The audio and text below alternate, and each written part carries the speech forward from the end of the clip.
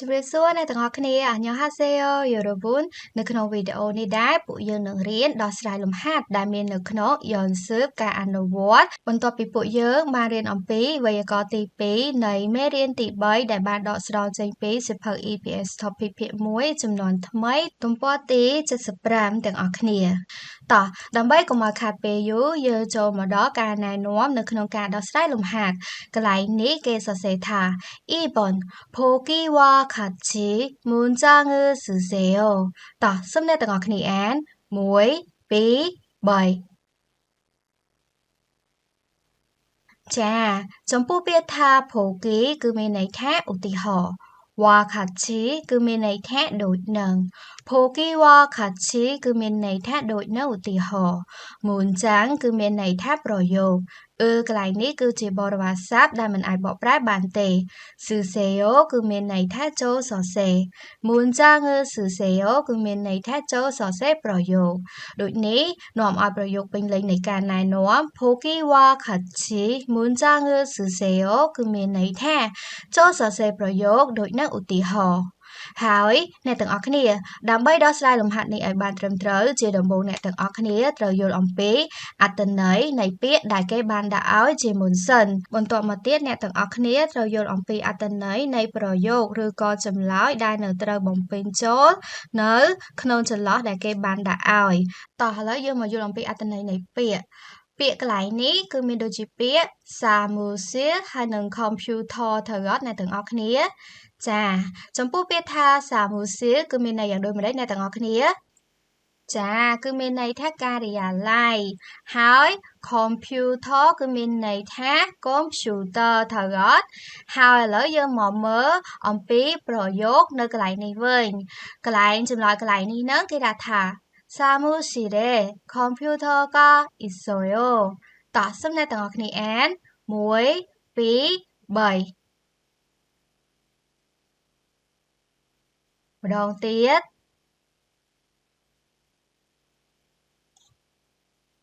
ចាចំពោះពាក្យថាសាមូសៀយើងដឹងហើយមានន័យថាការិយាល័យ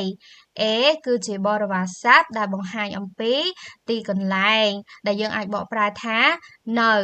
សាមូសៀគឺមានន័យថានៅការិយាល័យឬក៏នៅក្នុងការិយាល័យក៏បានដែរទោះបីជាកន្លែងហ្នឹងអត់មានពាក្យជាភាសាកូរ៉េក្នុងក៏ដោយតោះបន្តមកទៀត computer គឺមានន័យថា computer ត្រូវអត់ហើយចំណែកឯកាអ៊ីសូយ៉ូគឺមានន័យថា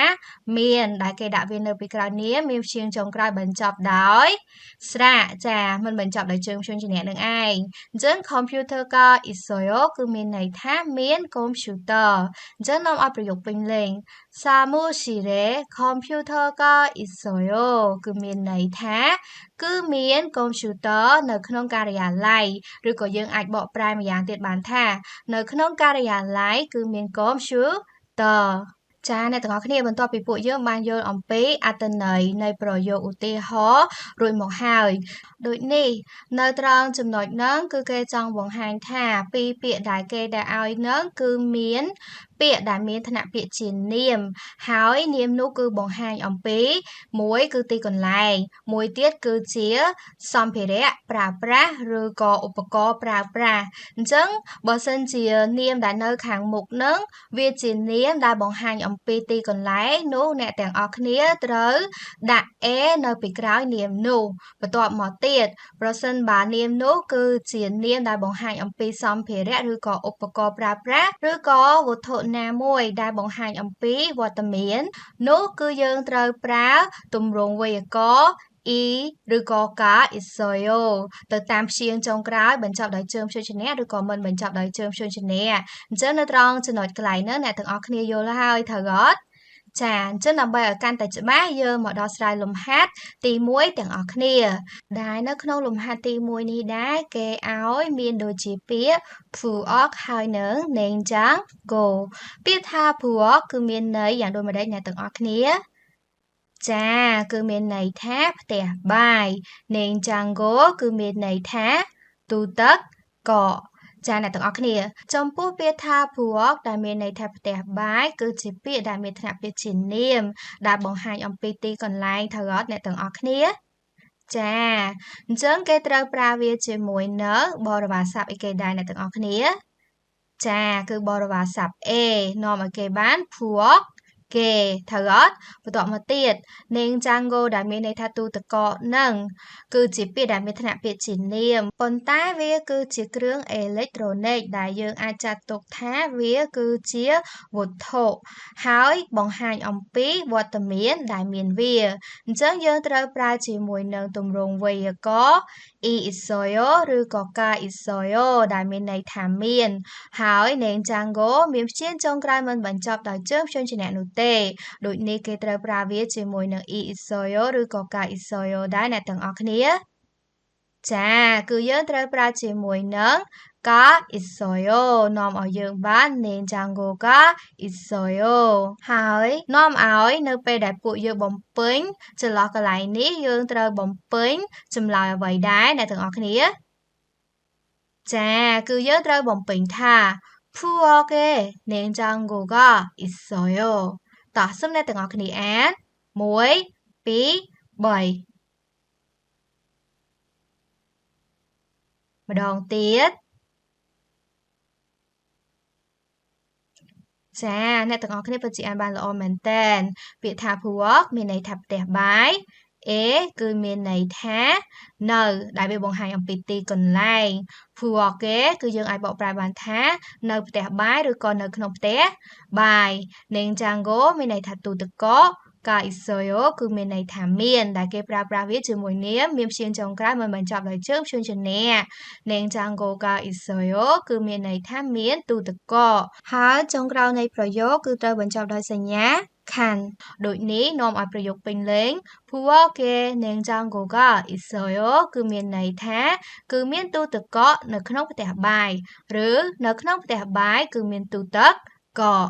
ចាអ្នកទាំងអស់គ្នានៅត្រង់លំហាត់លេខ1ហ្នឹងអ្នកទាំងអស់គ្នាយល់ហើយត្រូវអត់អំពីរបៀបដោះស្រាយលំហាត់អញ្ចឹងបន្តមកទៀតយើងចូលមកដល់លំហាត់លេខ2ទាំងអស់គ្នាដែលនៅក្នុងលំហាត់លេខ2នេះដែរគឺគេបានដាក់ឲ្យដូចជាពាក្យគីសុក្សាជាមួយនឹងឈីមដេត្រូវអត់ចាចំពោះពាក្យថាគីសុក្សាគឺមានន័យយ៉ាងដូចម្ដេចអ្នកទាំងអស់គ្នាចាគឺមានន័យថាអន្តេវាសិកដ្ឋានហើយពាក្យថាឈីមដេគឺមានន័យថាក្រែហើយអ្នកទាំងអស់គ្នាចំពោះពាក្យថាគីសុក្សាដែលមានន័យថាអន្តេវាសិកដ្ឋាននឹងគឺជាកន្លែងសម្រាប់សិស្សស្នាក់នៅហើយវាមានថ្នាក់ពាក្យជានាមដែលបង្ហាញអំពីទីកន្លែងដូចនេះគេត្រូវប្រើវាជាមួយនឹងបរិវារស័ព្ទA ត្រូវអត់អញ្ចឹងនាំឲ្យកន្លែងហ្នឹងគឺគេបានគីសុក្សា A ត្រូវអត់ចំណែកឯឈីមដេដែលមានន័យថាក្រែហ្នឹងគឺវាមានថ្នាក់ពាក្យជានាមដូចគ្នាហើយវាជាប្រភេទនៃគ្រឿងសង្ហារឹមដែលយើងអាចចាត់ទុកថាជាវត្ថុក៏បានដែរដែលបង្ហាញអំពីវត្តមានថាមានវាអញ្ចឹងយើងត្រូវប្រើវាជាមួយនឹង i isoyo ឬក៏ ka isoyo ដែរប្រសិនបើវាមានព្យញ្ចុងក្រោយមិនបញ្ចប់ដោយជើងព្យញ្ជនៈនោះទេចាគឺត្រូវប្រើជាមួយនឹង ka isoyo នាំឲ្យគេបាន chimde가 있어요 ត្រូវអត់ដូចនេះនាំឲ្យពួកយើងអាចបំពេញប្រយោគកន្លែងនេះបានយ៉ាងដូចម្ដេចចាគឺយើងត្រូវបំពេញថា 기숙사에 침대가 있어요 តោះសូមអ្នកទាំងអស់គ្នាអាន1 2 3ម្ដងទៀតចា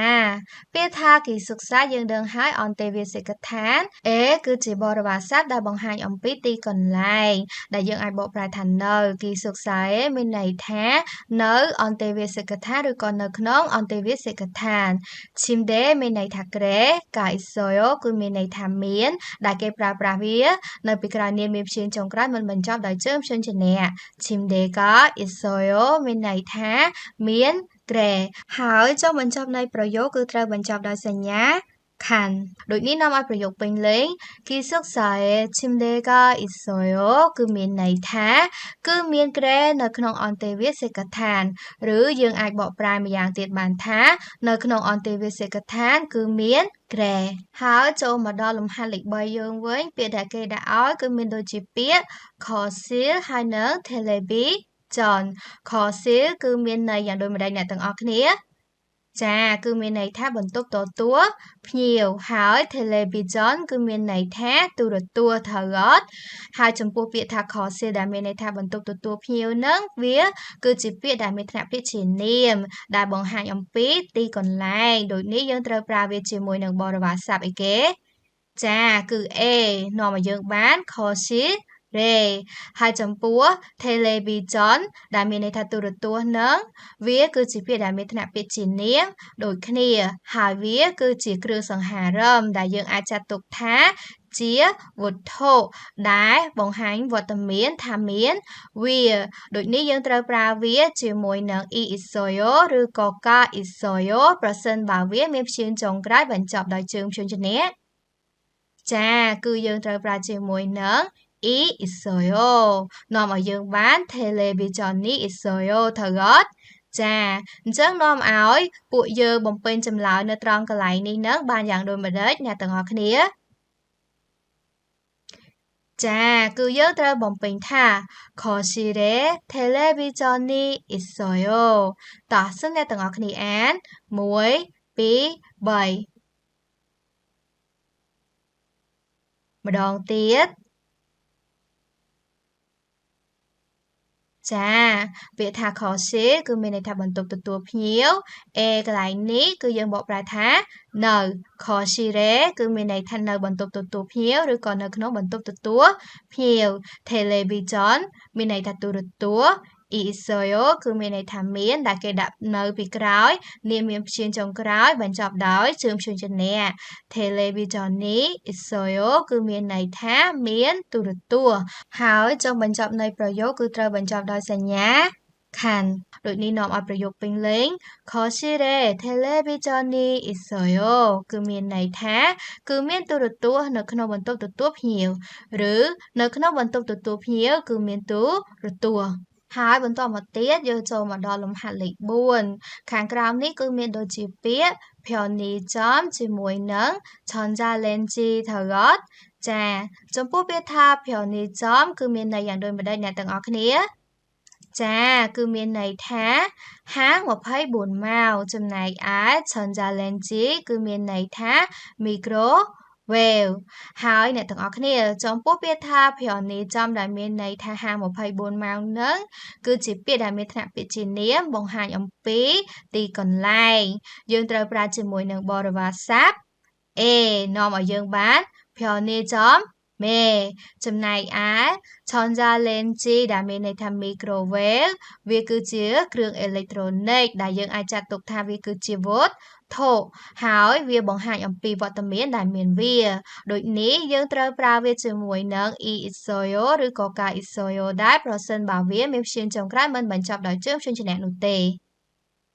ចាគឺយើងត្រូវប្រើវាជាមួយនឹង ka isoyo នាំឲ្យយើងបាន 전자레인지 ka isoyo ត្រូវអត់ដូចនេះនាំឲ្យពួកយើងបំពេញចម្លើយកន្លែងនេះបានយ៉ាងដូចម្តេចអ្នកទាំងអស់គ្នាចាគឺយើងត្រូវបំពេញថា 편의점에 전자레인지가 있어요 តោះសូមអ្នកទាំងអស់គ្នាអាន1 2 3ម្ដងទៀត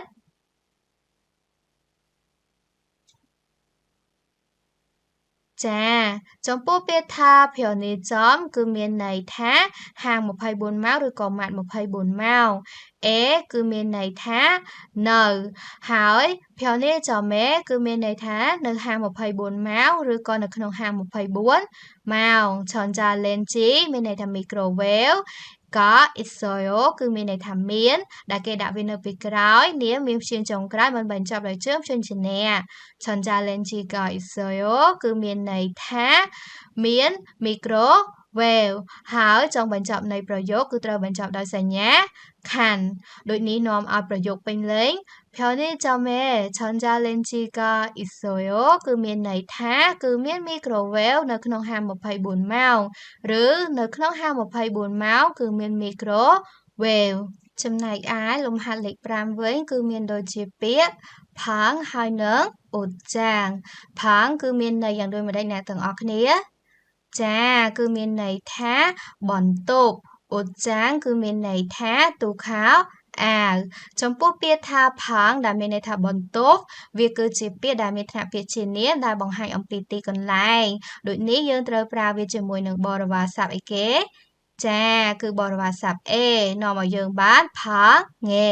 ចំណែកឯអ៊ុចាំងដែលមានន័យថាទូខោអាវហើយវាគឺជាគ្រឿងសង្ហារឹមដែលយើងអាចចាត់ទុកថាវាជាប្រភេទនៃវត្ថុដែលបង្ហាញអំពីវត្តមានដែលមានវាដូចនេះយើងត្រូវប្រើជាមួយនឹង e isoyo ឬក៏ ka isoyo ប្រសិនបើនាមមួយនេះមានព្យាញ្ចុងក្រោយបញ្ចប់ដោយជើងព្យញ្ជនៈចាគឺយើងត្រូវប្រើជាមួយនឹង e isoyo នាំឲ្យយើងបានអូចាងីអ៊ីសូយ៉ូត្រូវអត់ដូចនេះនាំឲ្យយើងបានការបំពេញចម្លើយនៅត្រង់ចន្លោះកន្លែងនេះនឹងគឺយ៉ាងដូចម្ដេចអ្នកទាំងអស់គ្នាចាគឺផាងេអូចាងីអ៊ីសូយ៉ូតោះសូមអ្នកទាំងអស់គ្នាអាន1 2 3ម្ដងទៀតចាពាក្យថាផាងគឺមានន័យថាបនទប់អេគឺយើងបកប្រែថានៅផាងេមានន័យថានៅបន្ទប់ឬក៏នៅក្នុងបន្ទប់អូចាងគឺមានន័យថាទូខោអាវអ៊ីអ៊ីសូយ៉ូមានន័យថាមានដែលគេប្រើប្រាស់វាជាមួយនាមមានព្យាញ្ចុងក្រោយបញ្ចប់ដោយជើងព្យញ្ជនៈអូចាងអ៊ីអ៊ីសូយ៉ូគឺមានន័យថាមានទូខោអាវហើយចុងបញ្ចប់នៃប្រយោគគឺត្រូវបញ្ចប់ដោយសញ្ញាខាន់នាំឲ្យប្រយោគផាងេអូចាងីអ៊ីសូយ៉ូគឺមានន័យថាគឺមានទូខោអាវនៅក្នុងបន្ទប់ឬនៅក្នុងបន្ទប់គឺមានទូខោអាវហើយបន្តមកទៀតយើងចូលមកដល់លំហាត់លេខ6ដែលនៅក្នុងលំហាត់លេខ6នេះដែរយើងឃើញថាមានដូចជាពាក្យមីយ៉ងសៀលជាមួយនឹងអ៊ុយចាមីយ៉ងសៀលគឺមានន័យយ៉ាងដូចម្ដេចអ្នកទាំងអស់គ្នាចាគឺមានន័យថាហាងកាត់សក់ធ្វើសក់ចំណែកឯអ៊ុយចាគឺមានន័យថាកៅអីហើយចំពោះពាក្យថាមីយ៉ងសៀដែលមានន័យថាហាងកាត់សក់ធ្វើសក់គឺជាពាក្យដែលមានថ្នាក់ពាក្យជានាមដែលបង្ហាញអំពីទីកន្លែងដូចនេះគេត្រូវប្រើវាជាមួយនឹងបរិវារស័ព្ទអីគេអ្នកទាំងអស់គ្នាចាគឺបរិវារស័ព្ទ A នាំឲ្យគេបានមីយ៉ងសៀរេចំណែកឯអ៊ឺចាដែលមានន័យថាកៅអីវាគឺជាគ្រឿងសង្ហារឹមដែលយើងអាចចាត់ទុកថាវាគឺជាវត្ថុដែលបង្ហាញអំពីវត្តមានដែលមានវាដូចនេះយើងត្រូវប្រើជាមួយនឹងអ៊ីអ៊ីសូយ៉ូឬក៏កាអ៊ីសូយ៉ូដែរអ្នកទាំងអស់គ្នាចាគឺយើងត្រូវប្រើជាមួយនឹងកាអ៊ីសូយ៉ូដោយសារតែវាមានព្យាញ្ចុងក្រោយមិនបញ្ចប់ដោយជើងព្យញ្ជនៈនោះទេនាំឲ្យយើងបានអ៊ុយចាកាអ៊ីសូយ៉ូត្រូវអត់ដូច្នេះពួកយើងបំពេញចម្លើយកន្លែងនេះយើងត្រូវបំពេញចម្លើយអ្វីដែរចាគឺយើងត្រូវបំពេញថាមីយ៉ងស៊ីរេហွာចောင်းស៊ីកាអ៊ីសូយ៉ូតោះសូមអ្នកទាំងអស់គ្នាអាន1 2 3ម្ដងទៀតចាចំពោះពាក្យថាមីយ៉ងសៀលគឺមានន័យថាហាងកាត់សក់ធ្វើសក់អេគឺមានន័យថានៅត្រូវអត់មីយ៉ងស៊ីរេមានន័យថានៅហាងកាត់សក់ធ្វើសក់ឬក៏នៅក្នុងហាងកាត់សក់ធ្វើសក់អ៊ុយចាគឺមានន័យថាកៅអីកាអ៊ីសូយ៉ូគឺមានន័យថាមានដែលគេប្រើវាជាមួយនឹងនាមមានព្យាញ្ចុងក្រោយមិនបញ្ចប់ដោយជើងព្យញ្ជនៈអ៊ុយចាកាអ៊ីសូយ៉ូគឺមានន័យថាមានកៅអីហើយចុងបញ្ចប់នៃប្រយោគគឺត្រូវបញ្ចប់ដោយសញ្ញាខាន់ដូចនេះនាំឲ្យប្រយោគមីយ៉ងស៊ីរេអ៊ុយចាកាអ៊ីសូយ៉ូគឺមានន័យថាគឺមានកៅអីនៅក្នុងហាងកាត់សក់ធ្វើសក់ឬយើងអាចបកប្រែម្យ៉ាងទៀតបានថានៅក្នុងហាងកាត់សក់ធ្វើសក់គឺមានកៅអី ចាអ្នកទាំងអស់គ្នាបន្ទាប់ពីពួកយើងបានដោះស្រាយលំហាត់ដែលមាននៅក្នុងការណែនាំនៃលំហាត់ទី1ធំរួចមកហើយតោះឥឡូវយើងចូលមកដល់ការណែនាំនៃការដោះស្រាយលំហាត់ទី2ធំវិញម្ដងដែលកន្លែងនេះគេសរសេរថា 2번 그림을 보고 보기와 같이 대화를 완성하세요 តោះសូមអ្នកទាំងអស់គ្នាអាន1 2 3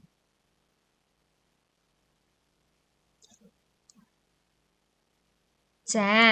ចំពោះពាក្យថា cream គឺមានន័យថារូបភាពគឺជាបរិយាស័ព្ទដែលមិនអាចបកប្រែបានទេ Pogo គឺមានន័យថាមើលរួចដូចនេះ cream Pogo គឺមានន័យថាមើលរូបភាពរួចចំណែកឯ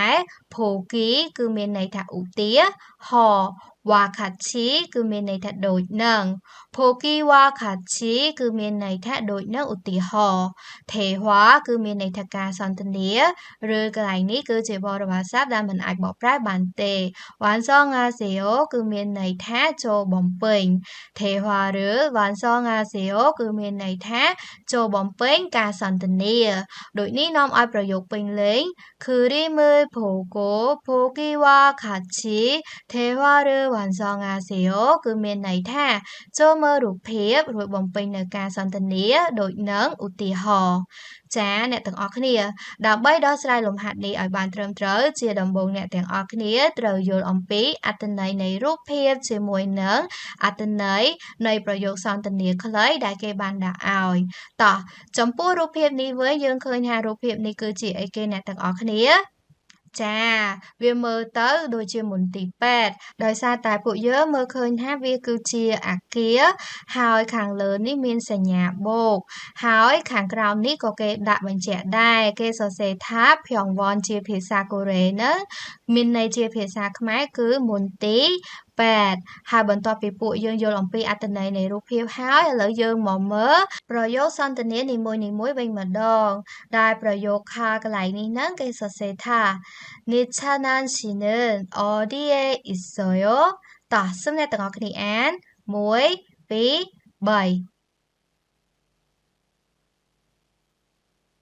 3ចាម្ដងទៀត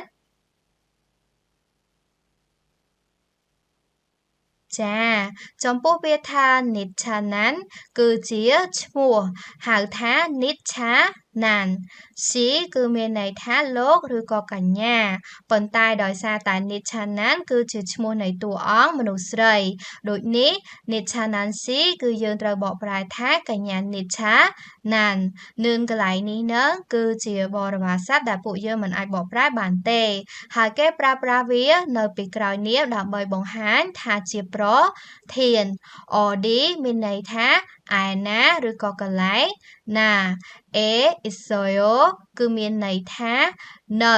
ដែលគេប្រើប្រាស់វានៅពីក្រោយប្រយោគហើយដោយសារតែប្រយោគនេះគឺជាប្រយោគសំណួរនាំឲ្យយើងបាន 니찬한 씨는 어디에 있어요 គឺមានន័យថា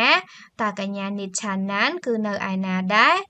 ចំណែកឯចម្លើយណាគេឆ្លើយថា 병원에 있어요 តោះសូមអ្នកទាំងអស់គ្នាអាន1 2 3ចាម្ដងទៀតចាចំពោះពាក្យថា Pyeongwon យើងដឹងហើយមានន័យថាមន្ទីរពេទ្យហើយអេ 있어요 គឺមានន័យថានៅដែលគេដាក់វានៅពីក្រោយប្រយោគហើយចុងបញ្ចប់នៃប្រយោគគឺត្រូវបញ្ចប់ដោយសញ្ញាខាន់ដូចនេះនាំឲ្យប្រយោគ 병원에 있어요 គឺមានន័យថាគឺនៅមន្ទីរពេទ្យហើយដោយសារតែខាងលើនេះគឺគេសួរតាក់ទងទៅនឹងកញ្ញា Nichanan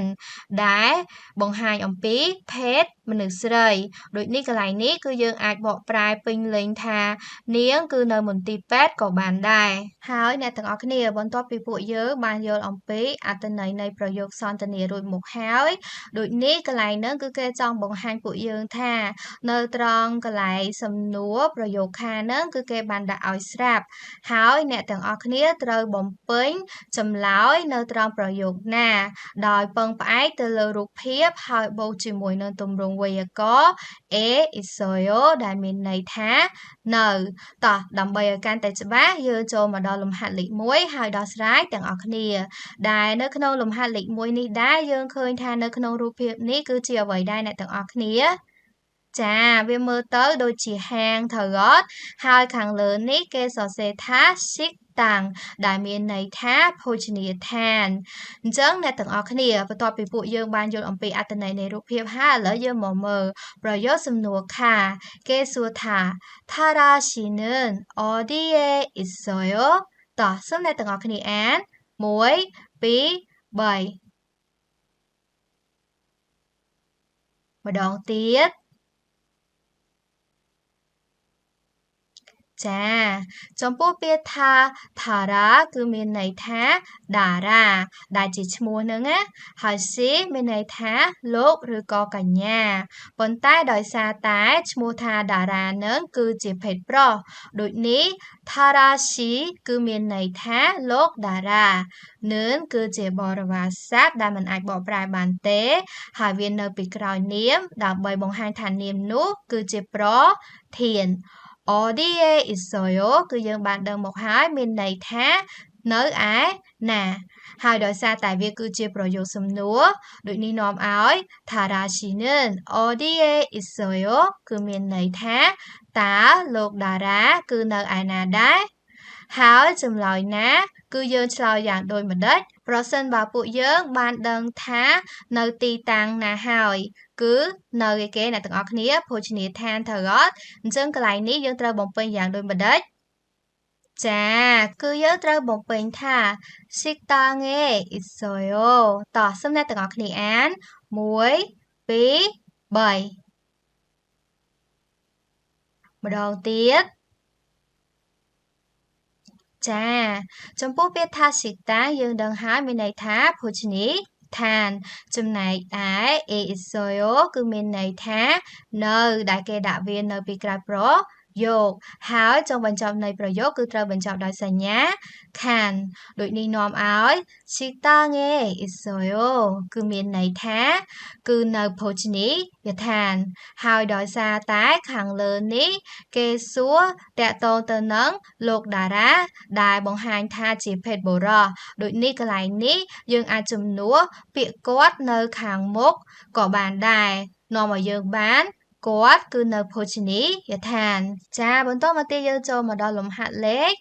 2ដែលនៅក្នុងលំហាត់លេខ2នេះដែររូបភាពនេះគ្រាន់តែក្រឡេកមើលក៏ពួកយើងដឹងថា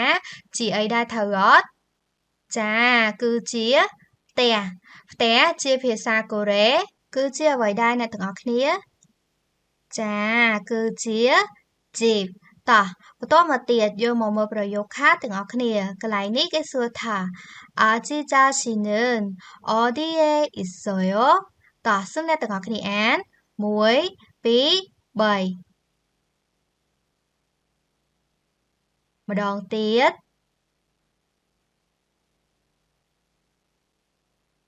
ចាចំពោះពាក្យថាអាជីចាគឺជាឈ្មោះអាជីចាស៊ីគឺមានន័យថាលោកឬក៏កញ្ញាប៉ុន្តែដោយសារតែឈ្មោះអាជីចានឹងគឺជាឈ្មោះរបស់មនុស្សស្រីដូចនេះនាំឲ្យអាជីចាស៊ីគឺមានន័យថាកញ្ញាអាជីចានឹងគឺជាបរិវារស័ព្ទដែលមិនអាចបកប្រែបានទេគេដាក់វានៅពីក្រោយនាមដើម្បីបង្ហាញថានាមនោះគឺជាប្រធានចំណែកឯ 어디에 있어요 គឺមានន័យថាតើនៅឯណាហើយដោយសារតែប្រយោគនេះគឺជាប្រយោគសំនួរដូចនេះនាំឲ្យ아지자씨는 어디에 있어요 គឺមានន័យថាតើកញ្ញាអាជីចាគឺនៅឯណាដែរហើយចម្លើយណាគឺយើងត្រូវឆ្លើយយ៉ាងដូចម្តេចប្រសិនបើយើងដឹងថារូបភាពនេះជាភាសាកូរ៉េគឺ jeep ចាគឺយើងត្រូវឆ្លើយថា 집에 있어요 តោះសូមអ្នកទាំងអស់គ្នាអាន1 2 3ម្ដងទៀត ចាចំពោះ jeep គឺមានន័យថាផ្ទះ 있어요 គឺមានន័យថានៅដែលគេដាក់វានៅពីក្រោយប្រយោគហើយចុងបញ្ចប់នៃប្រយោគគឺត្រូវបញ្ចប់ដោយសញ្ញា can ដូចនេះនាំឲ្យ 집에 있어요 គឺមានន័យថាគឺនៅផ្ទះហើយដោយសារតែខាងលើគឺគេបានសួរអំពីកញ្ញាអាជីចាដូចនេះនៅពេលដែលពួកយើងឆ្លើយយើងអាចបន្ថែមពាក្យនាងនៅខាងមុខនាំឲ្យយើងបាននាងគឺនៅផ្ទះតោះបន្ទាប់មកទៀតយើងចូលមកដល់លំហាត់លេខ3ដែលនៅក្នុងលំហាត់លេខ3នេះដែរគឺជាគេដែរអ្នកទាំងអស់គ្នាចាគឺជាហាងហើយហាងអីដែរអ្នកទាំងអស់គ្នាចាគឺហាង24ម៉ោងដោយសារតែនៅខាងលើគេដាក់ជាភាសាកូរ៉េថា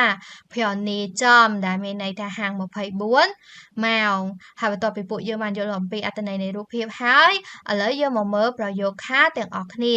កន្លែងនេះគឺគេសួរថា티안 씨는 어디에 있어요?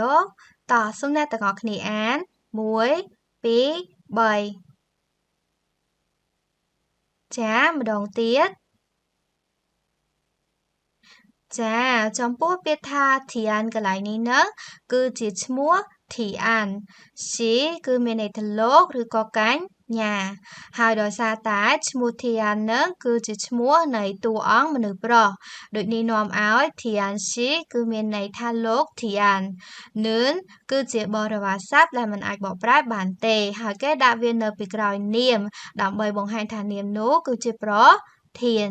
어디에 있어요 គឺមានន័យថានៅឯណាហើយដោយសារតែវាគឺជាប្រយោគសំណួរនាំឲ្យប្រយោគ 티안 씨는 어디에 있어요 គឺមានន័យថាតើលោក 티안 គឺនៅឯណាដែរហើយចម្លើយណាគឺគេត្រូវឆ្លើយយ៉ាងដូចបន្តិចប្រសិនបើយើងដឹងថារូបភាពនេះគឺជាភ័នីចំជាភាសាកូរ៉េរួចមកហើយចាគឺយើងត្រូវឆ្លើយថា편의점에 있어요. តោះសូមអ្នកទាំងអស់គ្នាអាន1 2 3ម្ដងទៀតចាចំពោះពាក្យថា편의점គឺមានន័យថាហាង24ម៉ោងឬក៏ម៉ាត24ម៉ោង있어요គឺមានន័យថាដែលគេដាក់វានៅពីក្រោយប្រយោគហើយចុងបញ្ចប់នៃប្រយោគគឺត្រូវបញ្ចប់ដោយសញ្ញា can ដូចនេះនាំឲ្យ편의점에 있어요 គឺមានន័យថាគឺនៅហាង24ម៉ោងហើយដោយសារតែសំណួរខាងលើគឺគេសួរតាក់ទងទៅនឹងលោក Tian ដែលជាភេទបុរសដូចនេះយើងអាចដាក់ពាក្យគាត់នៅខាងមុខប្រយោគកន្លែងបកប្រែនេះបាននាំឲ្យយើងបានគាត់គឺនៅហាង24ម៉ោងតោះបន្ទាប់មកទៀតយើងចូលមកដល់លំហាត់លេខ4ដែលនៅក្នុងលំហាត់លេខ4នេះដែរអ្នកទាំងអស់គ្នាឃើញរូបភាពនេះថាតើនៅកន្លែងណាដែរចាគឺនៅបន្ទប់ទឹកបន្ទប់ទឹកជាភាសាកូរ៉េជាអ្វីដែរអ្នកទាំងអស់គ្នាចាគឺជាហွာចាងស៊ីថើតចាតោះបន្ទាប់មកទៀតយើងមកមើលប្រយោគខាកន្លែងនេះប្រយោគខាគេសួរថា민민 아웅 씨는 어디에 있어요? តោះសូមអ្នកទាំងអស់គ្នាអាន1 2 3ម្ដងទៀត